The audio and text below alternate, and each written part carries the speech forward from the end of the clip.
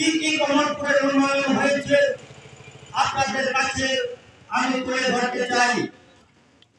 আপনারা দেখেছেন মন্ত্রী মাহবুব সাহেব কমলপুরের রাস্তাঘাট থেকে আরম্ভ করে কমলপুরের হসপিটালের পরিষেবা উনি কতটুকু দিতে পেরেছেন। উনি যখন বিধায়ক ছিলেন বরং অনেক কাজ করিয়ে দিতে পেরেছে।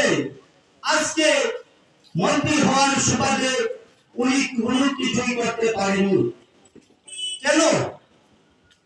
আপনারা জানেন যে 5 বছর ওরা শাসন ব্যবস্থা থাকাকালীন যে ত্রিপুরা রাজ্যের কোন জায়গায় কোন বিরোধী দলকে কোন গণতান্ত্রিক পদ্ধতিতে লড়াই আন্দোলন করার সুযোগ দেয়নি। পুলিশ প্রশাসনের হাত পা বাঁধা ছিল, তাই ওনারাও কিছু করতে পারেনি।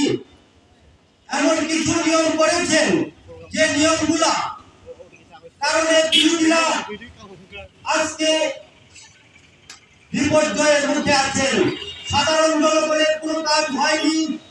সাধারণ জনগণ আজকে ত্রিপুরা রাজ্যের যে পঞ্চায়েত নির্বাচন হয়েছে সেই পঞ্চায়েত নির্বাচনে 93% বিনা প্রতিদ্বন্দ্বিতায় জয়লাভ করেছে। কোন জায়গায় বলেন মেম্বার প্রধানরা জনগণের সাথে সরাসরি বলে থাকেন আমরা তো তোমাদের ভোটে জয়যুক্ত হয়নি, আমরা যা করি আপনারা দেখবেন।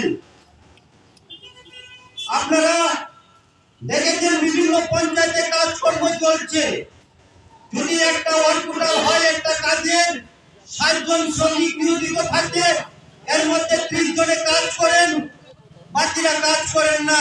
ফেলে আমরা হিরাল যুগে আসছি। আমরা বিপুল ভোটে বিজেপি সরকারকে আমরা জয়ী করেছিলাম। কথাগুলি একটু মন দিয়ে শুনুন। তৎকালীন সময়ে বামফ্রন্টের সম্পাদক বলেছিল যে বিজেপি যে প্রতিশ্রুতি দিয়েছিল সবগুলি জুমলা, বাস্তবিকই তার জুমলা আজ পরিণত। এই জুমলার কাহিনী বলে এই ফুলছড়ি বাজারে দাঁড়িয়ে আমি বলছি, আমরা 2018 সালে শেষ লগ্নে যখন শুনেছিলাম তৎকালীন মুখ্যমন্ত্রী মানুষকে বলেছিলেন যে ত্রিপুরা রাজ্য স্বর্ণযুগ চলছে। তারপর সেই স্বর্ণযুগ চলার সময় কেন্দ্র থেকে আসলো ভারতের প্রধানমন্ত্রী